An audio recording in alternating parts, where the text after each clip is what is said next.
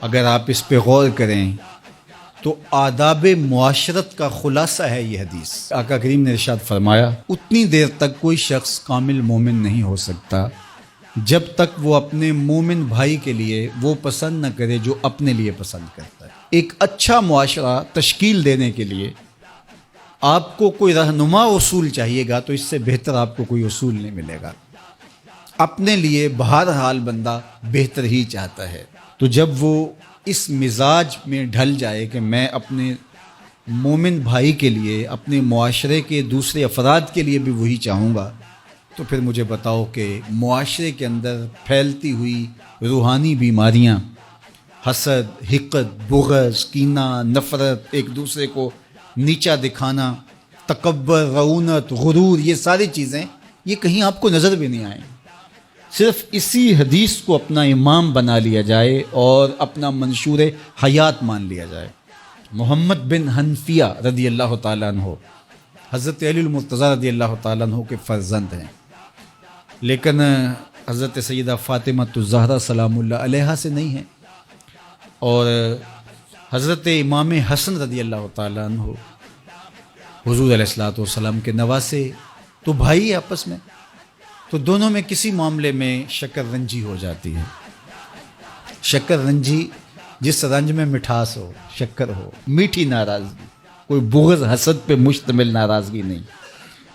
تو حضرت محمد بن حنفیہ ایک دن بیٹھے تو سوچا کہ وہ میرے عمر میں بھی بڑے بھائی ہیں،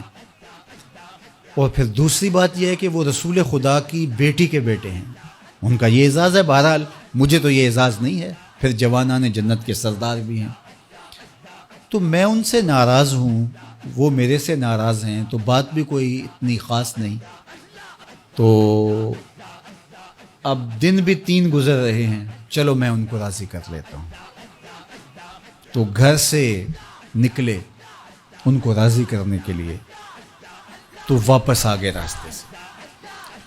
کاغذ لیا اور اس کے اوپر اپنے بھائی کے نام مکتوب لکھا کہ میں آپ کو راضی کرنے کے لیے گھر سے نکلا تھا، لیکن راستے میں مجھے حضور علیہ السلام کا فرمان یاد آیا کہ جب 2 مومن بھائی آپس میں کسی معاملے میں الجھ جائیں، ناراض ہو جائیں، تو جو صلح میں پہل کرے گا وہ جنت میں بھی پہلے جائے گا، تو میں تو یہ گوارا نہیں کرتا کہ آپ سے پہلے جاؤں، تو میں ناراض ہوں، آپ آئیں اور مجھے منائیں۔ تو حضرت امام حسن نے خط پڑھا اور مسکرانے لگے، اور آپ تیزی کے ساتھ تشریف لائے اور اپنے بھائی کو کہا اچھا مان جاؤ پھر، تو وہ مننے کے لیے تو پہلے ہی تیار تھے نا۔ تو جب آپ اپنے مومن بھائی کے لیے وہ پسند کریں گے جو اپنے لیے پسند کرتے ہیں، تو پھر زندگی گزارنے کا مزہ آنے لگے گا۔ نفس روکتا ہے یہ چیز میرے پاس ہے اس کے پاس نہ ہو، یہ اعزاز میرے پاس ہے اس کے پاس نہ ہو، اور اس کی ایک اپنی لذت ہے اور وہ مادی لذت ہے، اور ایک ہے باطن کی روح کی لذت۔ تو روح کی لذت نفس کی لذت سے کہیں زیادہ اور کہیں دیر پا اور کہیں مختلف ہے۔ اس لیے جب آپ قربانی دیتے ہیں، ایثار کرتے ہیں یا کسی کو ترجیح دیتے ہیں، تو اس کی جو روحانی لذت ہے، آپ کو بھوک لگی ہوئی ہے، تو آپ کو ایک روٹی مل گئی ہے، تو آپ کو ایک ایسا شخص نظر آیا جو آپ سے بھی زیادہ بھوکا ہے، اور آپ کسی نمائش کے لیے نہیں، محض اللہ کی رضا کے لیے اس کو روٹی دے کر کے دیکھیں، خود بھوک کاٹ کے دیکھیں، وہ مرغن کھانوں میں سرور نہیں آئے گا جو اس بھوک میں لطف آپ کو آئے گا۔ تو حضور علیہ السلام کا یہ فرمان اپنے عمل کا حصہ بنا لیں، اور اپنے بھائیوں سے جو خونی رشتے سے جڑے ہوئے بھائی ہیں وہاں سے شروع ہو کر کے پورے معاشرے کے اندر اس کا عملی نفاذ کریں۔ آپ کو اتنا سرور آئے گا اور باطن میں اتنا نور آئے گا، اور اس قدر معاشرے میں خوبصورتی کی بنیاد پڑے گی۔ اور اگر ہم آج اس حدیث کو اپنے لیے خضر راہ بنا لیں تو یہ اس پہ عمل کرنا کوئی مشکل نہیں ہے۔ یہ آپ ابھی سے جب اٹھیں گے تو اپنے ساتھ والے کو ترجیح دے دیں گے کہ پہلے یہ گزر جائے، تو ابھی سے شروع ہو جائے گا یہ کام۔ تو یہ آپ گھر میں اپنے بچوں کے ساتھ، اپنی بیوی کے ساتھ، روزمرہ کی زندگی میں جہاں ملازمت کر رہے ہیں، کاروبار کر رہے ہیں، جن دوستوں کے ساتھ کھیل رہے ہیں حتیٰ کہ، تو یہ وہ چیز ہے کہ اس کا آغاز عمل سے پہلے سوچوں سے شروع ہو جاتا ہے